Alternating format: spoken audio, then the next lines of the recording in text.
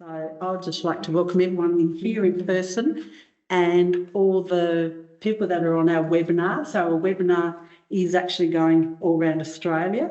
So we have people who mind the ones on the webinar, and as well, if you have any questions, stay. You can stay for a little while afterwards. You don't have to rush off. No. So if you have any questions, please stay afterwards.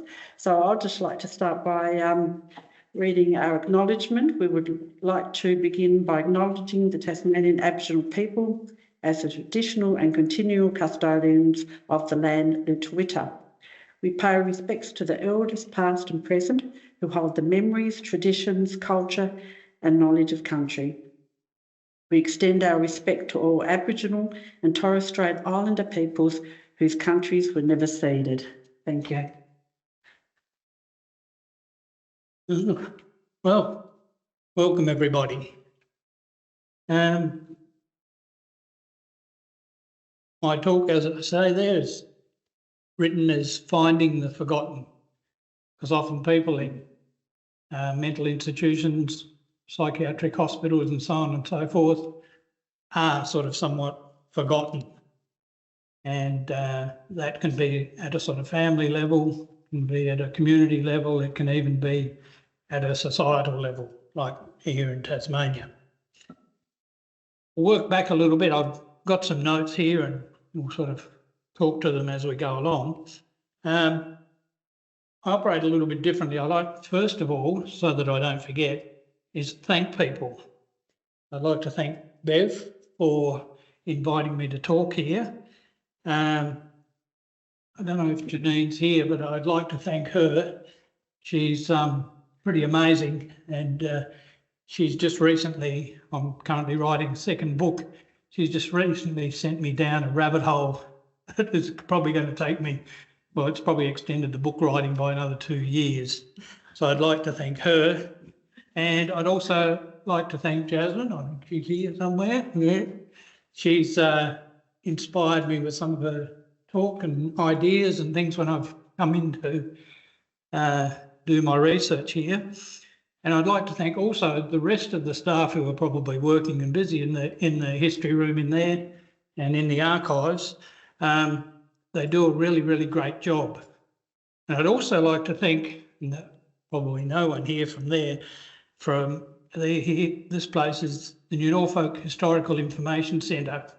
I'm up there quite regularly and annoying people there to the point of where they sort of put up with me like a typical long lost son. And of course, I always like to thank my wife because she always puts up with the rubbish that goes on and the various crazy ideas that I have and all that sort of thing. So those are the people I like to thank. Okay, presentation. What we'll do is I'll show you how I go about putting together a biography of either patients or staff or other people connected to the old psychiatric hospital at New Norfolk. Now, I'm assuming everyone here knows where New Norfolk is, about 32 k's up the road. And I'll show you how I use the library's archives and materials here and other sources as well as we go along. I'll give you a brief history about myself, my research, and then I'll move on to show you the activities and various things that I use. And I'll finish with a brief history of what I found to be quite an amazing person. My current book is I'm writing on the Millbrook Rise Psychopathic Hospital, which is, if you go into New Norfolk from Hobart, you drive past it every time, but you probably don't know it's there. The lady is the matron. She was the first matron of Millbrook Rise. Her name was Matron McKendrick, and I'll show you how all the various things I'll explain in doing the research, how I arrived at that biography. And I'll tell you a bit about her and her family. Okay, so a bit about me. I'm a retired, boring old academic, sociologist by trade. I've worked at UTAS, worked at Monash University. Usually at Monash, I taught between 800 and 880 first-year health science students in the big hall at Monash. If anybody's ever been there, that's a pretty amazing crowd to talk to. It's like you're in a sort of comedy thing half the time. I grew up in Tasmania, worked at the Royal Derwent Hospital itself, and as I was doing research, I've been doing this for about 15 years, since I came back to Tasmania in 2008, I've got quite extended family connections to the hospital as well, which I must say is not unusual, because there are many families in New Norfolk in particular that have 3, 4, 5 generations who have worked at the hospital from what I can see from one lot of research I've been looking at is about the 1860s, and their descendants are still in the valley today. Okay, so we'll fire up a couple of these and see how we go. The first person to actually work at the hospital in my family was Peter Johnson Wilson. He's around the wards and everywhere. He was called Charlie. He wasn't called Charlie to the family, but his nickname was Charlie at the hospital. Now, the hospital itself is quite an amazing place. A lot of people often use the negative side of mental health and psychiatry and how hospitals are run and all this, and it's very easy to go down that path. But our mental hospital ran under more of what we call a British system or European system than the American system. The American system had huge buildings, very small grounds areas in a lot of cases, and quite often, a lot of the times the patients didn't go out or do anything or participate in a lot. In the European British system, it was very different, because they had the idea that country air was one of the cures for psychiatric patients. And our hospital at New Norfolk had things like bands. Now, bands were very important to the hospital, and you can see great-grandfather Charlie there with his slide trombone. He started in 1918 and he retired there in 1948. So he was there a fair while, and he saw a number of bands come and go as well. And the bands didn't only perform or practice in the hospital. They performed in the hospital for patients and staff functions and all that sort of thing. They also competed around the state and in Melbourne. And in those competitions, they played for trophies and prize money and things like that. So it was a very important part. And the hospital also had a cycling team, they had a football team, they had a cricket team, they had a tennis team, and as you go up into the 70s and 80s, they had badminton and basketball and all those things. And these were, some were joint, where patients and staff participated, and others were just staff. But there was never any attempt to exclude anybody. It was always, if you could participate, that was fine. So that was great-grandfather. And that's one of the hospital bands there. There are photos around of him. This is from my own collection, or our family collection, and every person there is known. Unfortunately, no one around these days. I was lucky enough when doing research at the New Norfolk Historic Information Centre, or I'll call it the NNHIC, is probably a bit easier. I actually found this store requisition with great-grandfather's signature on the bottom. He was at the boys' cottage, initially called the Male Idiot's Cottage. That was when it was built.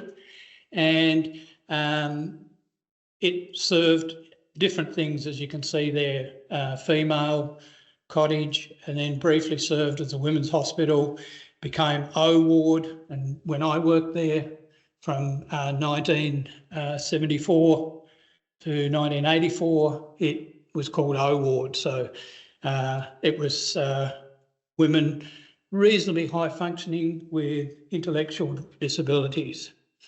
So this was the stores for the boys' cottage in 1930, in July 1935. There are things there like soap and matches and boot polish, which was very important because you actually sometimes use boot polish on the wooden floors as well. You didn't just use it for your shoes. This was what the boys' cottage looked like. This was construction finished in 1888. This was a photo out of the Weekly Courier. So a pretty grand building, you know. Today, anybody that's been up there, you'll know this is the, I think they call it the Willow Court Antique Centre. And it's full of a lot more stuff than when I worked there. So it's sort of pretty amazing. Yeah. You all right? This is my grandfather. This was Peter Leslie. He commenced training at the hospital in 1937, and he was there until the mid-1960s. He took some time off and went to war. He actually got wounded in wartime and had to have a leg removed. And that always used to be fun, driving around with grandfather Les in the old 1962 Ford Falcon automatic. And he had to, because his right leg was gone, he had to have a pedal made up for the other side. And he wasn't always that sharp on the footwork. So, yeah, it was sort of interesting to see how he went. He ended up on, as you come in the gates to go down the avenue, where Woolworths is now, and the used to be the football oval, and just inside the gates there was a small building, and that was sort of like the main gates entrance hall. This is after the big wall had been taken down and the administration building had been built in the 1940s on the avenue, and that's where grandfather ended up working, because he obviously, with one leg, he had difficulty, as he used to say, couldn't hop around the wards anymore. So that was him. This is my father, Peter Wilson, Senior. As you can see there, he's in the white overalls. He was the hospital's sign writer. He was there from 1956 to 1990. He was what the guys did, by the way, behind is the family car. This was at the Artisans Block, which is at the top of the avenue where you're going into the new subdivision that's all being built out the back of what used to be called the Millbrook Rise Estate. He'd just come down. They had two huge chimney stacks that used to service the big boiler house there. And they used to have to get inside them and clean them. I've no idea why Dad didn't end up with some sort of respiratory disease, but he didn't die of respiratory problems. But that's him there and his mate. And unfortunately, my dad couldn't remember who it was, and we're still trying to find out. My mum couldn't remember either. So far we've got great-grandfather, grandfather, and my dad, and as I said, myself, from 74 to 84. One of Dad's signs. This is triple gold leaf, he wrote. The reason I can tell that it's my dad's is the peculiar way that he wrote his R's. And he could write in over 100 different, what we call fonts now. So you gave him a thing, and he was an outstanding copy artist.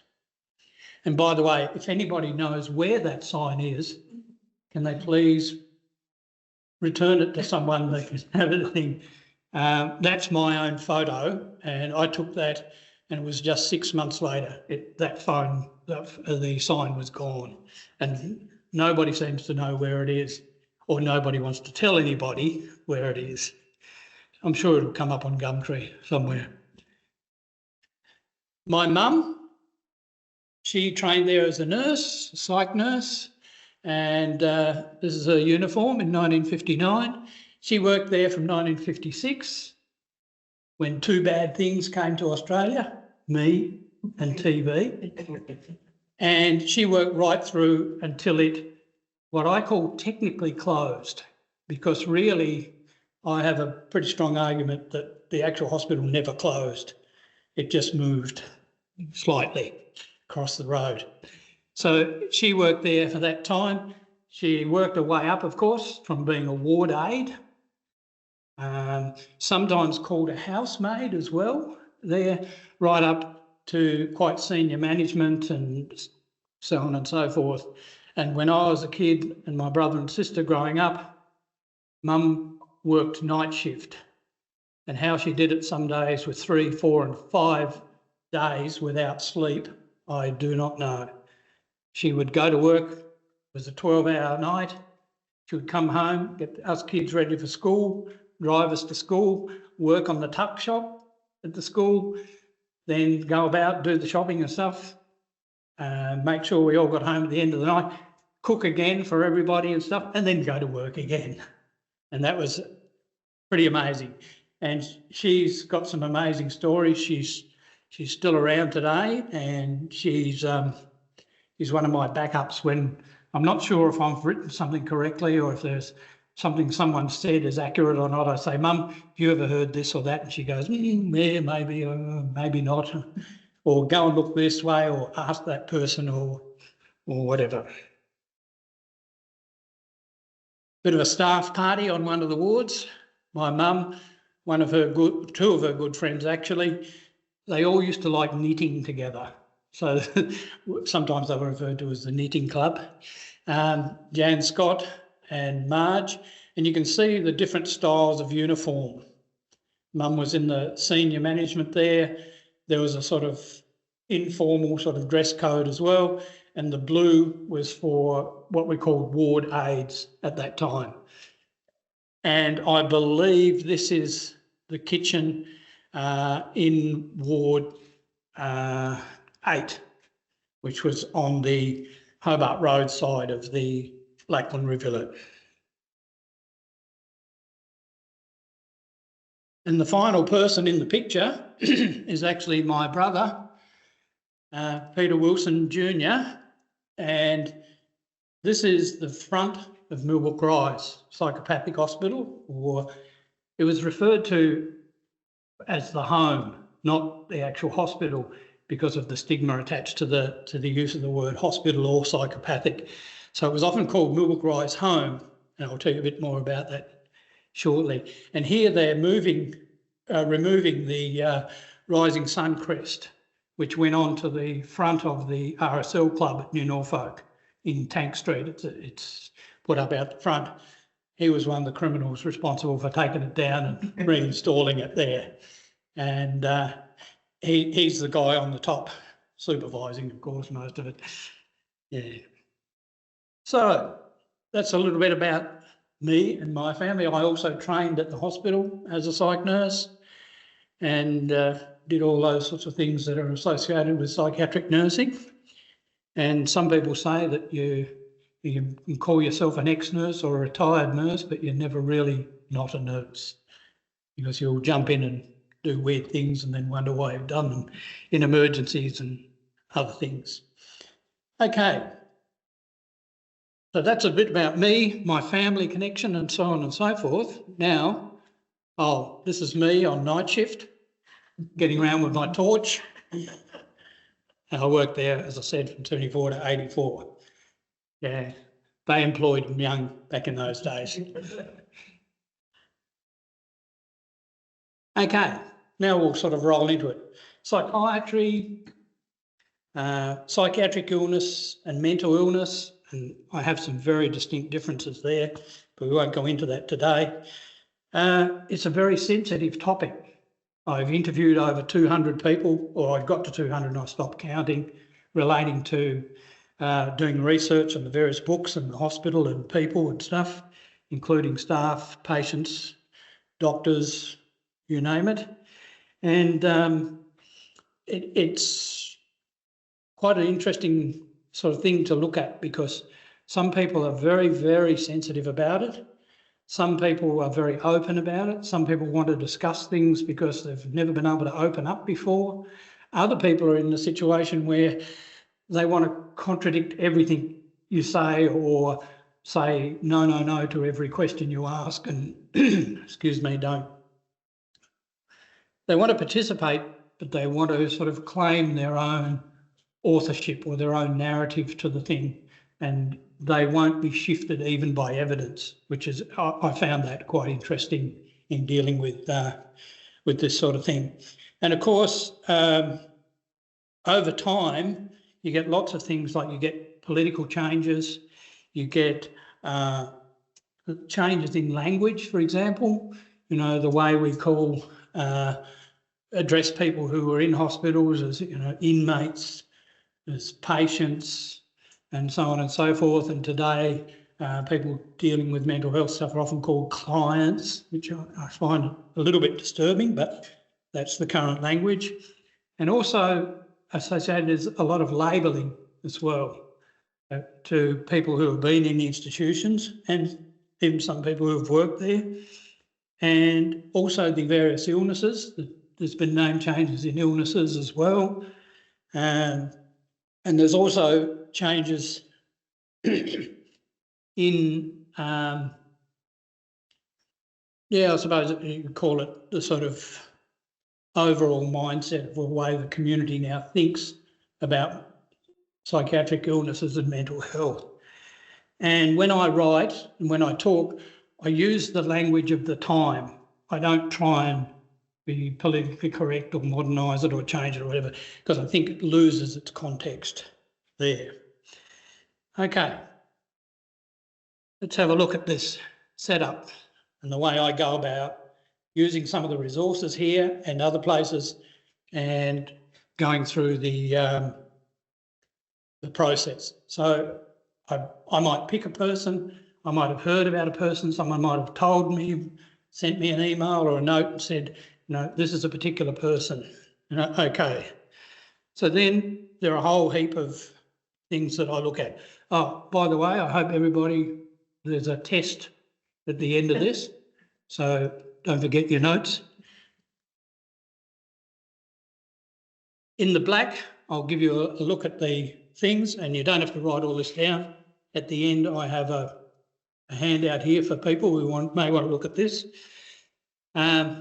Look at the person. So one of the first lot of records I do is check health and welfare and employment files, which can be done quite easily here through the archives online.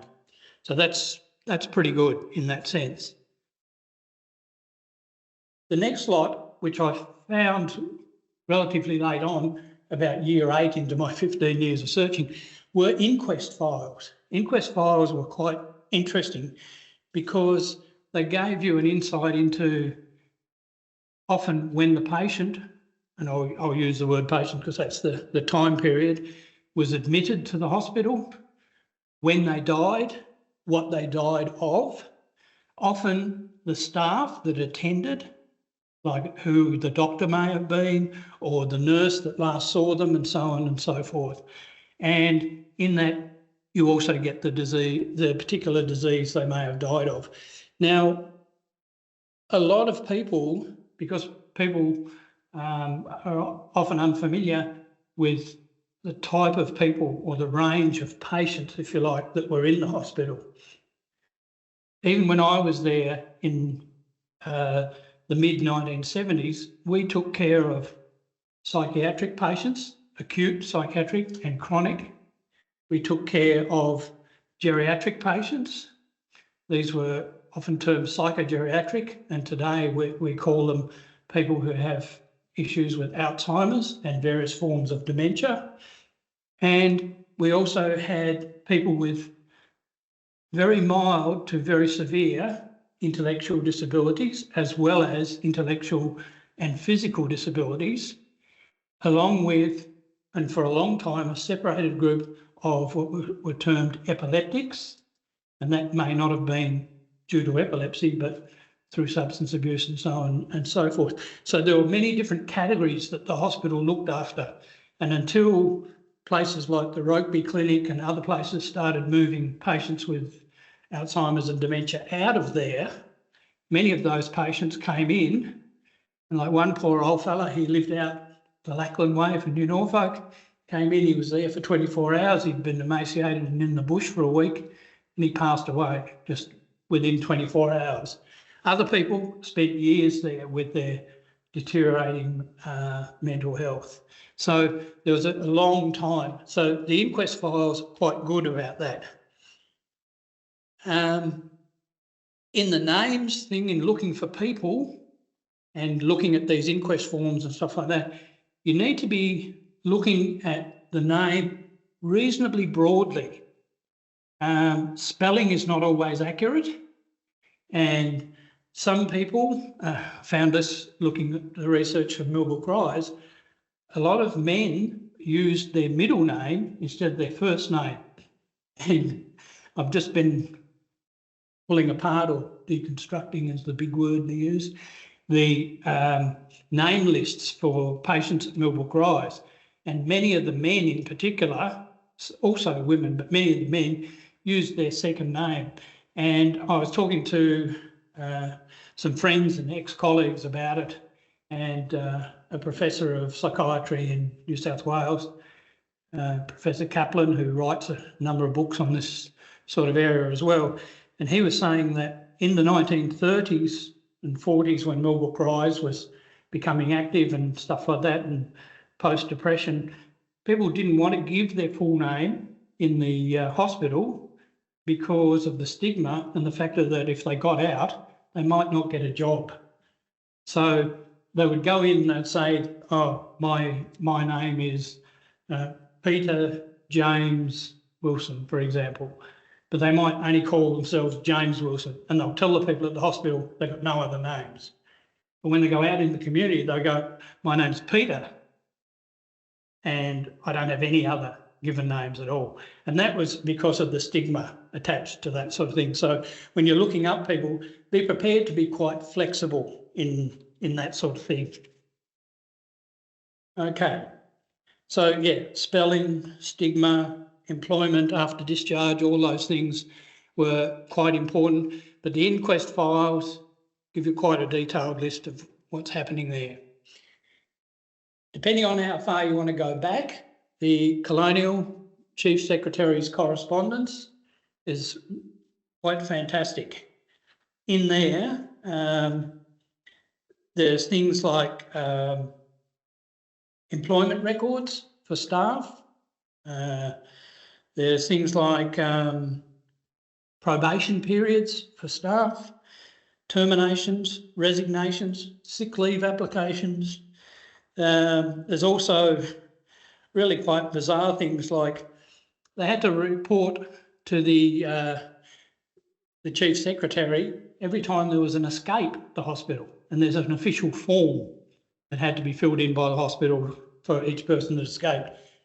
No reasons given, which was interesting, just that so-and-so had escaped on a particular date and if they had got returned and whatever. Also in these records, often there are requests for things like, can I get my husband or wife released? So an application for release, which was really the wrong place to go, but it ended up at the hospital anyway, and then was often decisions were made by committees and tribunals. And even I found some records of requests for funeral expenses for patients, for families or individuals who can't afford to have the patients buried or some sort of funeral. The next one is the hospital boards. Now, in 1855 up to 1885, the hospital had a bunch of guys, of course, called the Commissioners of Lunacy. And I would love to see a rock and roll band called the Commissioners of Lunacy. I think that would be just right out there. I don't know what you'd play, but it'd make a good name for a rock and roll band. Despite their position, they had no effect really on the hospital other than they had to write reports. They could suggest for things to be done like infrastructure or changes in management or so on and so forth, but they couldn't really do anything. And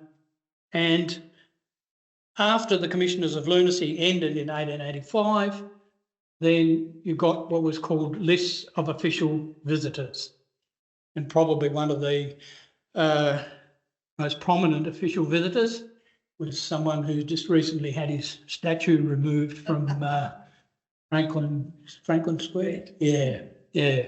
And the Crowlers actually have a long history associated with, and I'm happy to say, positive outcome and linked to the hospital. And we'll a little bit more about that further on as well. In 1934, when Millbrook Rise opened, up until 1968, it was actually a separate institution from what was then called the Mental Diseases Hospital, or Lackland Park Hospital, as it became 2 years after Millbrook Rise was formed in 36-37. Millbrook Rise had its own board, and the young Crowther, he was head of that board for many years, for the Millbrook Rise Home Board, as it was often called. So that board ran up until 1968, when Lackland Park Hospital, as it was called, and Millbrook Rise Psychiatric Hospital, or the Millbrook Rise Home, they amalgamated under the new Mental Health Services Commission, and they became the Royal Derwent Hospital. In 68, the visitors process didn't really cease for Lackland Park Hospital when it came Royal Derwent, but they also got their own board of management.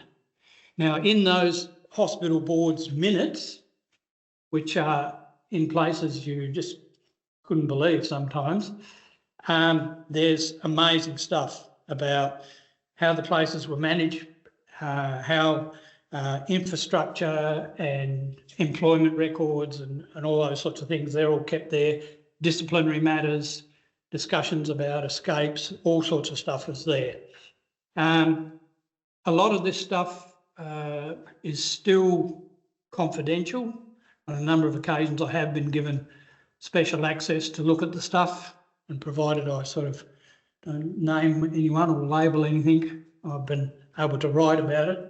And some of that's in this book, which I wrote a couple of years ago. Okay, the next one. Outside organisations. So within the archives, we're still sort of dealing with all the things here related to the archives and the library. So this is all right at your fingertips at the end of that room almost, or online. Outside organisations, there are things that organisations that connected to the hospital, which are actually very interesting and quite important. Organisations like the Tasmanian Red Cross. The Tasmanian Red Cross looked after people in the hospital for decades.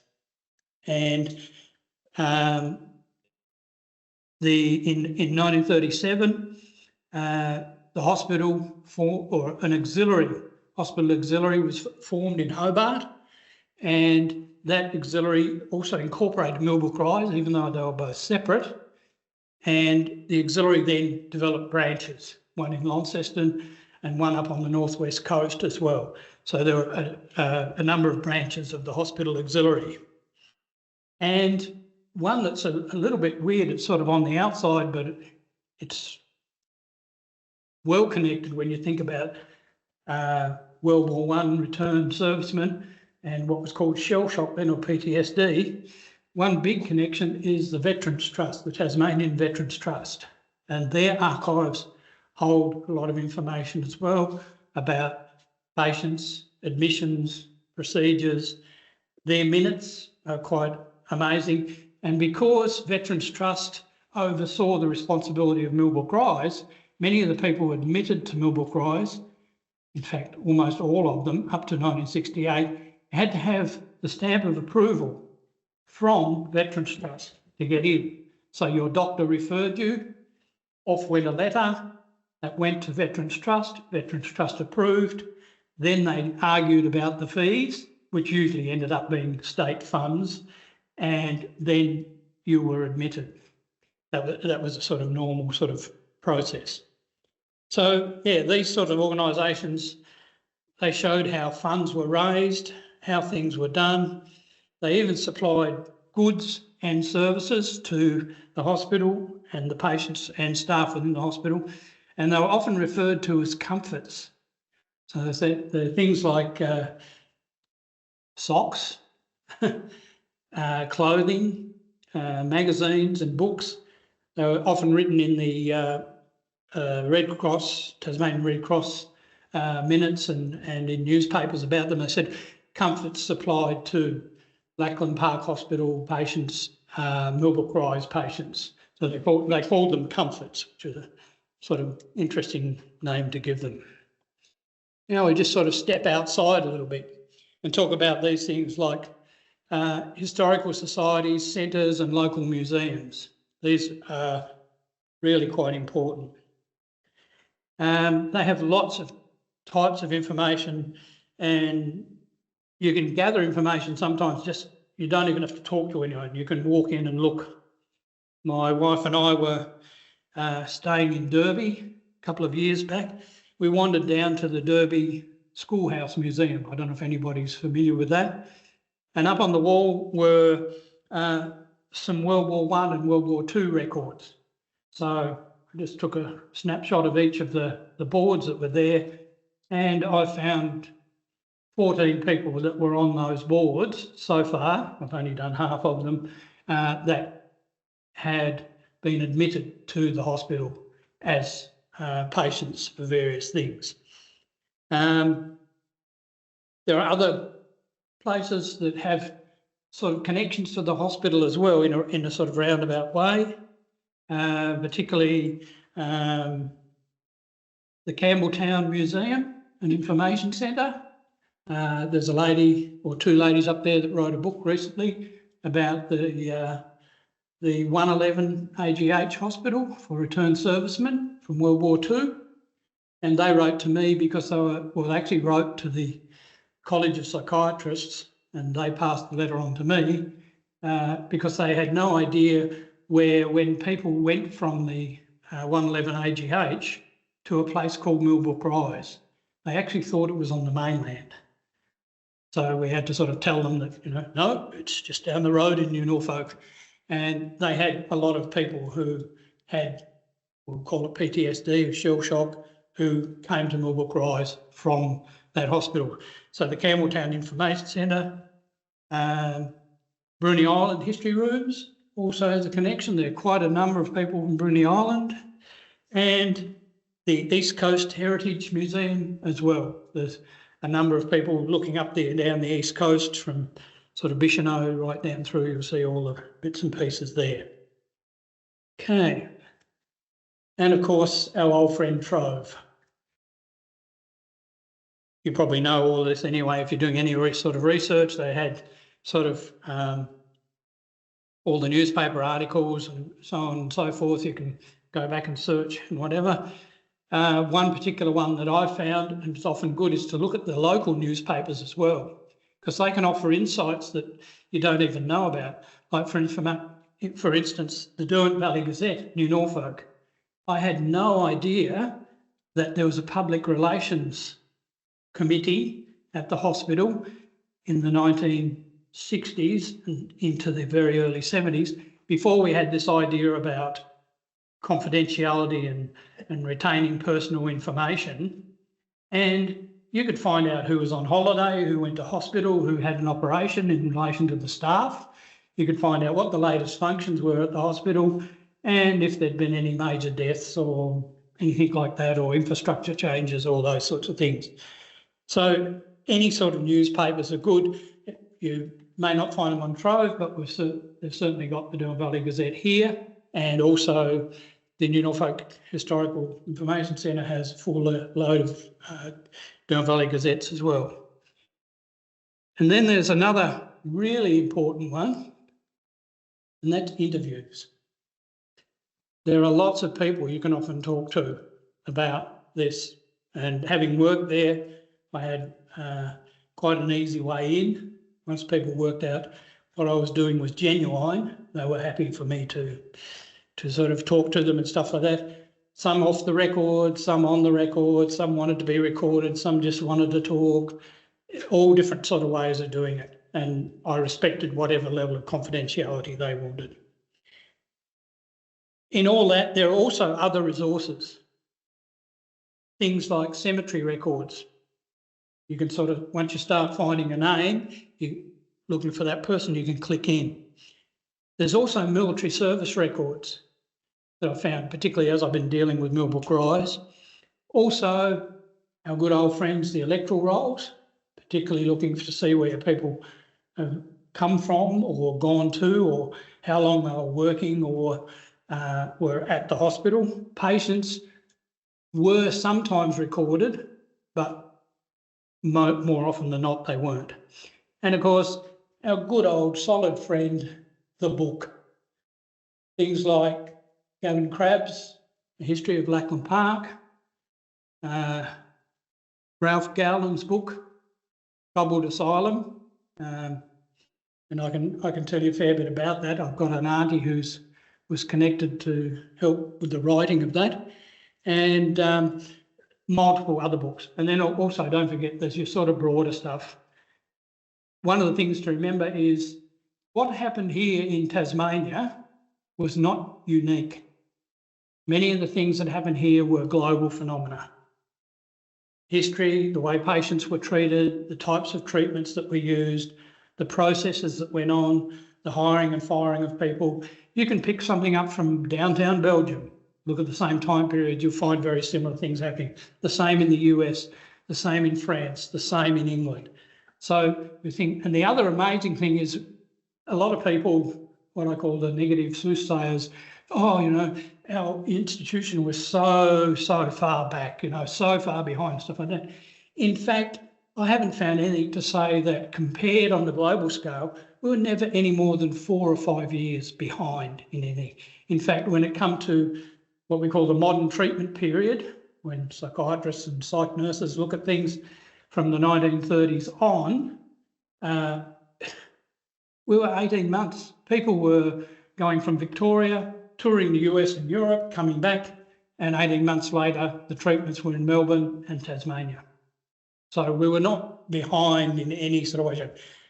A whole other issue is do you think they're just, moral, ethical, so on and so forth, but we were never very far behind. So we weren't in a primitive institution that was so far behind the rest of Australia or the rest of the world. Okay. So that's about how I go out doing things. As I said, I'll leave these up front here. Anyone who wants to take one can. As an academic lecturer, we're told never to give things out before the lecture, otherwise the students are fiddling with it, stuff like that. And anyone who might want to contact me, got a few cards down there, got one of my original photos on it, of course, of the barracks. I don't call it Willow Court. To me, it's always been called the barracks. Okay, let's put all this into gear and talk about someone who's pretty amazing. Damaris Margaret McKendrick. She was the first matron at Millbrook Rise Psychiatric Hospital. Photo comes from in Norfolk. This is her in 1948, just 2 years before she retired. Bit of background. Born in Hobart with the rest of the family, 6 children in the family, so 8 in total. 4 went off to World War I. 2 brothers, 2 sisters. Matron, one as a nurse, her sister as a nurse, 2 brothers, and one of the brothers killed at Gallipoli, got his arm blown off, couldn't make it back, unfortunately. She became the first matron. Okay, there'll be a bit of reading here so that I can keep all the stuff in chronological order. So, Damaris was born in Hobart, 21st of September 1890, to John and Charlotte McKendrick. And Charlotte's maiden name was Leach.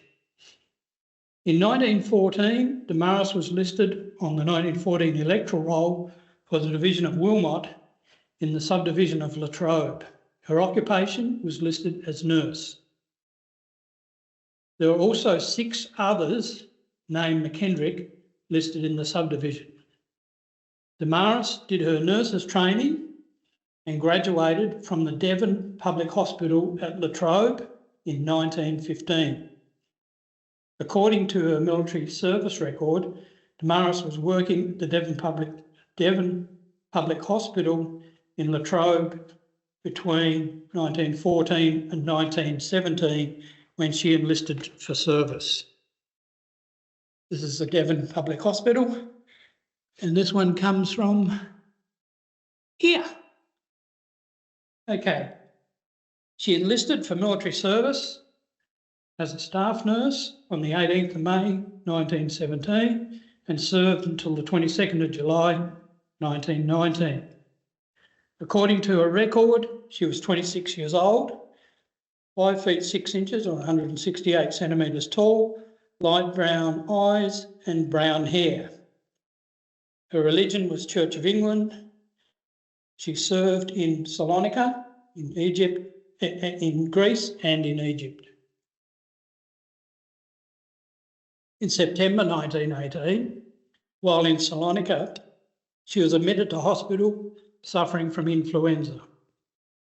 She was in the 61st General Hospital there. On the 26th of February 1919, she embarked for Egypt. She received 3 medals for her service during the war, as did her other sister as a nurse as well, and 2 brothers. After her return from service, she continued her nursing in all places Western Australia. She undertook her midwifery training at the King Edward Maternity Hospital in Perth. From 1919 to 1921, she was relieving sister and relieving matron in Western Australian country hospitals, and after completing her midwifery training, came to Tasmania and entered the Tasmanian Bush Nursing Service. She was appointed sub-matron at the Tasmanian Sanatorium in 1924 and became matron the following year. She undertook child welfare training also at the Mothercraft Nurse in Hobart, and she worked for some years as a child welfare sister in various places in Tasmania, mainly down around Dover and down in that sort of corner of the world. The Huon and Derwent Times newspaper reported in February 1930, she was appointed by the Tasmanian Executive Council on the 30th of November 1933 to be the first matron of the newly established but not yet completely built, so they had staff, 4 staff in fact, fully employed and on the books, but not yet working because the building wasn't finished, up at New Norfolk. She was to be the first matron at Millbrook Rise. It was noted that she will take up her new duties early in the new year before the opening of the home, as it was constantly referred to. She commenced duties at the home on Saturday, the 6th of January 1934, as did the groundsman, the housemaid and the cook. She was the only one that actually stayed on site in the new building because the other 3 had family in New Norfolk and all lived in New Norfolk. The Huon and Derwent Times reported in February 36 that the matron took some time off with her annual leave, and another quite interesting lady, Sister Anne Perrier, who later became Anne Adams, was in charge of the home. Anne Adams goes on to be the matron for a short time at Lackland Park Hospital. In December 1936, Dr. Bruce Carruthers, he was the Director of Public Health in Tasmania, he reported in response to a letter from Millbrook Rise Board, he provisionally approved the leave without pay for matron McKendrick to go to Mont Park in Victoria for instruction course in psychiatry. In early April 1937, the matron left on holiday, so her own time, for Victoria for special training for 1 month. Some expenses were paid by the Tasmanian Veterans Trust. The matron used her own holiday leave to undertake the training. Now, up to this point, the new matron of a psychiatric hospital was not a trained psychiatric nurse, even when she was hired for the position. So she'd had some matronship, but she was not in. But as you can appreciate, you've gone to war, you've seen a brother die, you've had a brother return, and your sister's come back with similar experiences. You would certainly have a fair bit of experience and empathy for what went on over there, and having been there yourself. Damaris was on the 1936-1937 electoral rolls for the division of Franklin in New Norfolk. She was listed as a nurse at Millbrook Rise. She also appeared on the on a later undated electoral roll for Wilmot as well. In the King's Honours List in 1937, matron Damaris McKendrick, was listed as matron at Millbrook Rise. On the 12th of September 1940, her father John died at his residence at 61 Lambton Avenue, Moona. He's buried in Canadian Bay. I'm still researching Mum. I've just found out she lived to a ripe old age. It looks like she was 93 when she passed. In February 1941, Damaris and her sister were holidaying at Mr. and Mrs. Leatherbarrow's place in Stanley in northwest Tasmania. Now, her parents were actually farming up just round the Deloraine area up through the sort of northwest coast area there. So they must have known people from up that way. The most interesting thing was how she got to Stanley, because I know she didn't drive and she didn't own a car. I've researched this and I've got a long bit here. We might put the notes up attached to it later. A very good friend of mine, Phil Lang, has described how she got from New Norfolk to Stanley by train. And it's quite an impressive get on, get off, stop here, stop there, possible overnight here, possible overnight there, and getting back as well. And friends from Stanley also donated 2 peacocks that came from Stanley via train all the way to New Norfolk to be put in the grounds at Millbrook Rise. So it's a very interesting story. That's another family.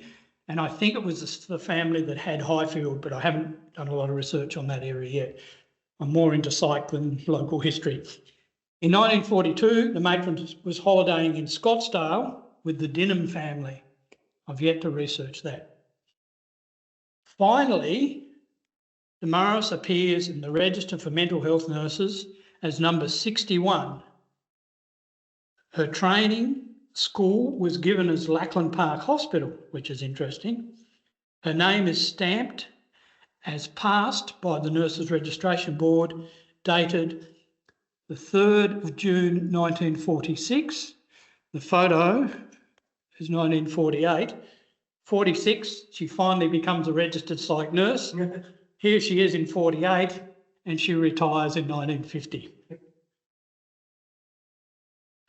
So she finally became a psych nurse. While at the home, all the time she worked there, from 34 to 1950, she loved golf. She played golf. because the Millbrook Rise had a golf course, a cricket pitch, a tennis court, a croquet lawn, as well as other things you could do indoors when it was raining or on a cold winter's day in New Norfolk, for people who know how cold it can get in New Norfolk. So she loved to play golf, and she played on the Millbrook Rise golf course. In 1948, Damaris was awarded an OBE. In 1949, she received further honours for her services to Millbrook Rise. She retired in 1950, much to the regret of all the staff, because they really loved her. From what's been said, she was greatly admired and revered. Now, on another undated electoral roll in the subdivision of Moona, post-1950, there's a McKendrick, again Damaris, listed as 61 Lambton Avenue in Glenorchy. This was her family home in southern Tasmania. There are also 3 other McKendricks living there. Charlie Roy, Charlotte Harriet, who was the other nurse, and Robert James, who was the guy that returned from war. She may have retired here with her siblings after the time, because at that time her father had died. The house has since been demolished, and the business called the Works Printing Group now occupies the property. This is not the ABC, is it? I don't have to say, I can't advertise things. Okay. On another undated electoral roll for the subdivision of Newtown, Damaris has moved with Charlie, Charlotte and Robert to 22 Burnside Avenue, Newtown, a solid brick house which is still in place today, and I wouldn't mind owning it given its location as well. She must have owned this property because it's mentioned in her will, and her will again is available through the online archives here. Damaris, incorrectly spelt in the Hobart Mercury, died on the 8th of June 1971 in Newtown, Tasmania. She was cremated on the 10th of June, and her ashes were placed at Carnelian Bay in the Derwent Gardens at the Australian Imperial Forces Arch. She was 81 years of age. And that's the sort of research I get out of looking at all those things there. Thank you, everybody, for putting up with me. Now, the exam question is, what were the 2 things that came to Australia in 1956 that were bad? You? Yeah? And television. Thank you very much. Thank you. That was great. And seeing you're writing another book, you'll have to come back again next year. And we'd like to thank you for lovely. Thank you very much. But have we got any questions online for? Nothing. Nothing up. Anybody got any? Oh, we've got hands. Oh, hands. Okay. I'm sorry, I just confirmed that the health and welfare employment files, they have patients' details in them. Yes. Right. Yes. But they're also employment details about the patients as well. So they may have come as a railway worker, or they may have come as a public servant, or we had a few doctors that were to the hospital as well. So for a war veteran, World War II war veteran, who was in and out there in the 50s, early 60s, the best place would be to go to that other outside organisation. Which one are you talking about? The Veteran Trust. The Tasmanian Veterans Trust. To get information on when he went in and out. If he went to Millbrook Rise, yes, for the Tasmanian Veterans Trust, but he may have had other connections to the Tasmanian Veterans Trust as well. And if he went to a place, for instance, like Jellybrand House at Newtown, at St John's Park, Newtown there, they also managed and owned Jellybrand House. So if he went there, or St John's Park, or whatever. So you can start to sort of link back the various things. He finished up at Jellybrand. Did he? When family couldn't look after him. But he had visits there back and had the electrical treatment. At New Norfolk. Yeah, where would that be? Yeah. So you get that from the employment record file? They would come through health and welfare. Now, the 1960s is probably still under wraps, and some of the 1950 stuff is still under wraps. So you would need to apply to the, I think there's an online form, isn't there? You can apply to the health department, and they will, and it's not a fast process, 3 to 4 to 6 months, because once the application goes in, it goes before the Southern Division of Psychiatry, or whatever it's called, Ethics Committee, and they'll make decisions. And some cases they say no, some cases they give you limited access, some cases they give you full access. But that'd be the way I'll be looking for someone in the late 50s, 60s and 70s, unless they were directly linked to Millbrook Rise before 1968. Yep, should be listed there. Thank you. And second question, if I may, sorry, Miss, those books you mentioned from other authors, is that where we would find an overview of the whole place of maps, diagrams, etc.? Yep. And who was where, yep, and the history of the place? Yep. Gavin Crabb's History of Lackland Park and Ralph Gowland's Troubled Asylum. Definitely a lot of material in there. Thank you. I was interested in interviews. I mean, how does someone, the general public, I have 5 relatives in the Royal Derwent, how does someone walk into the interview? Okay. In that case, it depends a bit on whether the people are still with you or if they're deceased. Sometimes family won't sort of talk about it. Other times they will, or they might give you a very limited piece of information, or they might say we don't talk about that. What I've advised people to do previously, because I don't really follow this stuff myself, researching other people's family histories can be very lengthy and take a lot of time. That makes it hard to write books.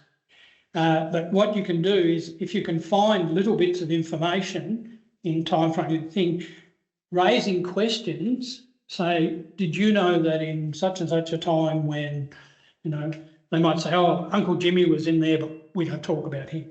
So you say, oh, do you realise that when Uncle Jimmy was in there, this was what was happening? You know, do you think he'd have been a part of it?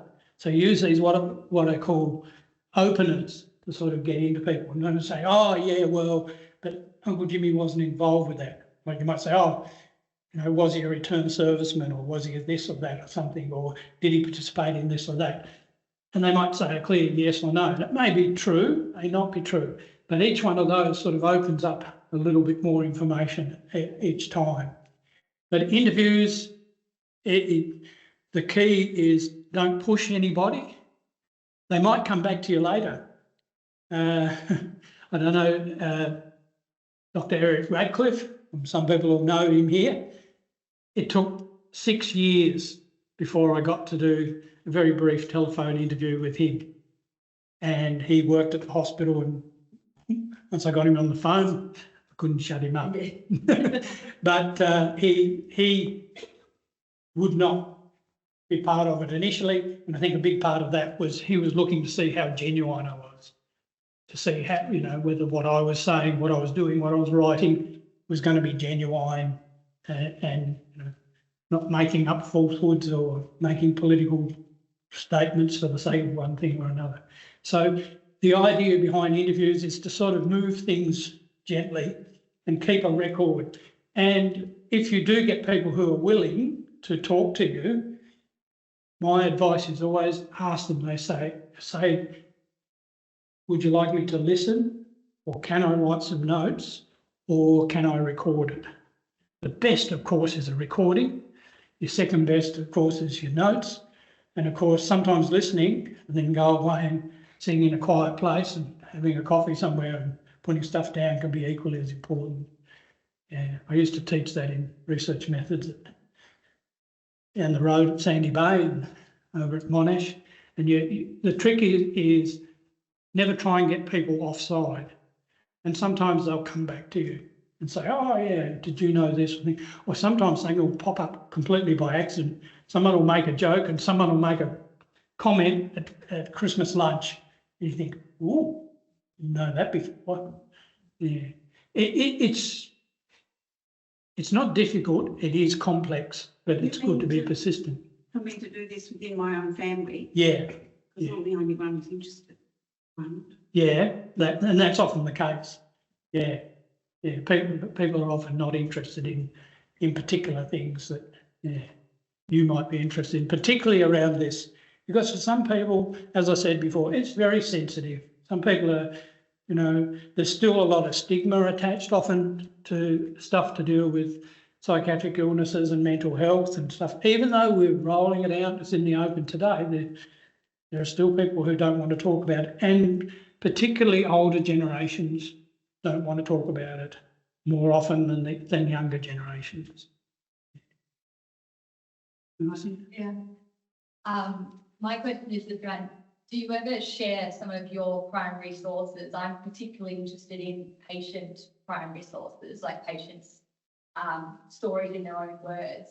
If you've received permission, do you ever to share, you know, patient stories in their own words? Do you ever share those records? Because I found I don't think your books have a lot of quotes. Is that right? No. The patient's own stories are often quite difficult to deal with because, first of all, a patient might talk to you and they don't fully understand the repercussions, even though you might have talked to them and said, this is what I'm doing and so on and so forth. They might give you a whole splurge about their life and what happened to them, but then you have to sort of make a judgment and say, well, you know, they've given me so much, should I sort of really publish that? Yeah.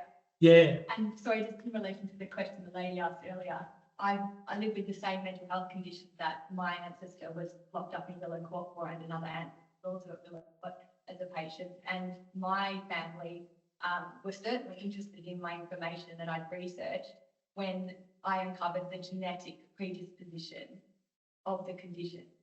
So once they knew it was 80% genetic by Black Dog Institute, and some of them were suffering through particular triggers themselves.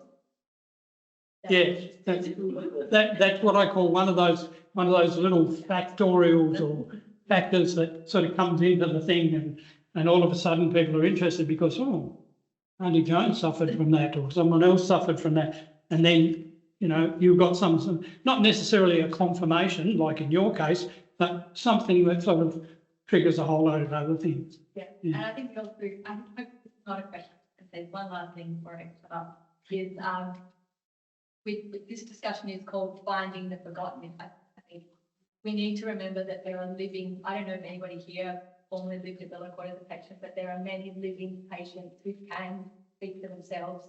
And I hope you all look out for publications that they write. There are some behind us in the history room now, and I plan to publish some as well.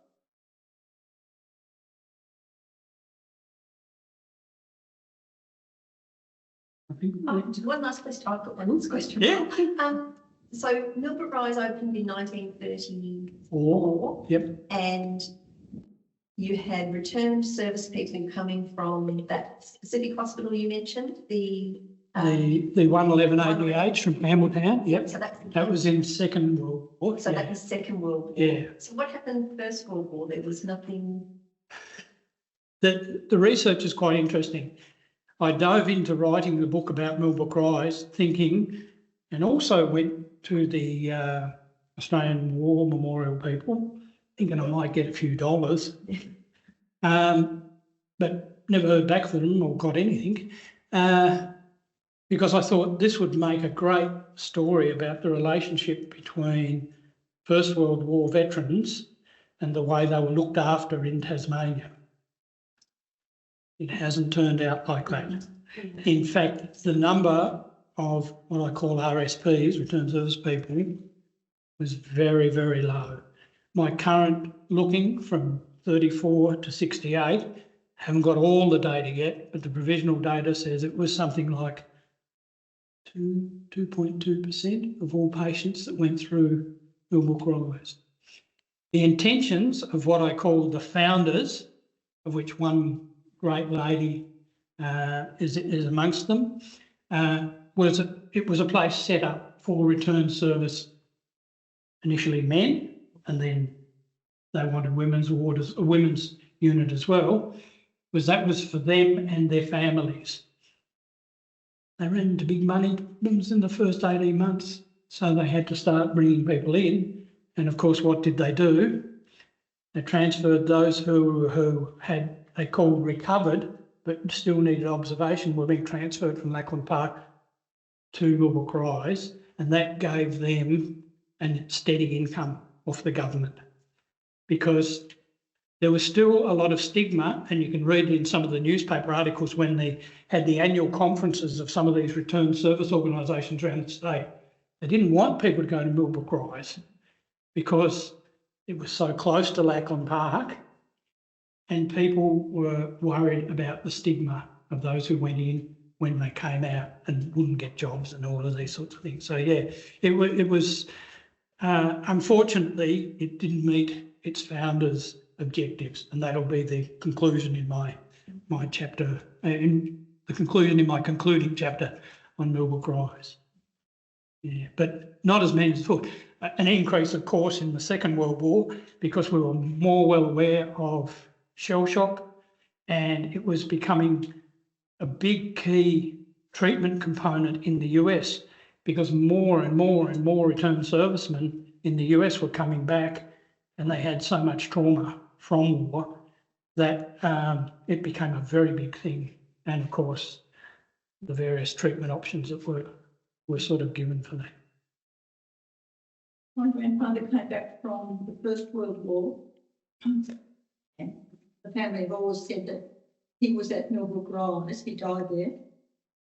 But in fact, he died in 1922. So what you're saying, Millbrook Rise as such didn't exist? No. Unfortunately, the legislation commenced in 1932. In 1933, they commenced building. They finished almost Christmas Day in 1933, and then the matron and others were employed on the 6th of January 34, and they didn't actually start taking patients until May of 34. And the first patient was a child. Legal. He was formerly a patient. He was at Norfolk. Yeah. And as I say, it's always been referred to in our family as Millbrook Rise. Yeah. Where would he have been? He would have been in the Psychiatric Hospital. He would have been in Lackland Park Hospital if he was at New Norfolk and had some sort of psychiatric or mental health issue, because there was no other place in New Norfolk at the time in the 20s for those type of people. And in fact, it was quite strange. I read a couple of articles in early newspapers before Millbrook Rise was even becoming a thing, and people were saying things like, there are no return service people at the Mental Diseases Hospital at New Norfolk. I got 54 so far. I mean, I have about 4,000 names of staff, patients and anybody associated, and I've done mini biographies on 2,400 of the people associated. And in my book there's quite a large number of staff that are mentioned in the index. But no, the interesting thing about Millbrook Rise is that whole area, if you like, on the sort of eastern side of the Lackland River, that was actually called the Millbrook Rise Estate, and that was acquired by government about 1914, I think. Don't quote me on that, but I think about 1914. And what they did was they bought the entire area, and then Millbrook Rise was purchased by Veterans Trust after the legislation was set up in 32 for 33 in order to build the actual building, the infrastructure, and start the thing there in 33. So in actual fact, that whole area, as you drive up into New Norfolk and you come up on the rise and you go to the 60 zone, that whole area, that whole expanse, the new estate where the old wards were for the Royal Durham Hospital, and over all on the left, on the right down to the river, until you get to the dip that goes back down again, and there's Tinwell Park, I think it's called, on the right there. That was all called Millbrook Rise Estate, but yeah, it had sort of various divide-ups, and government bought things and stuff like that. The land cut up there is quite fascinating to look at in the history of New Norfolk.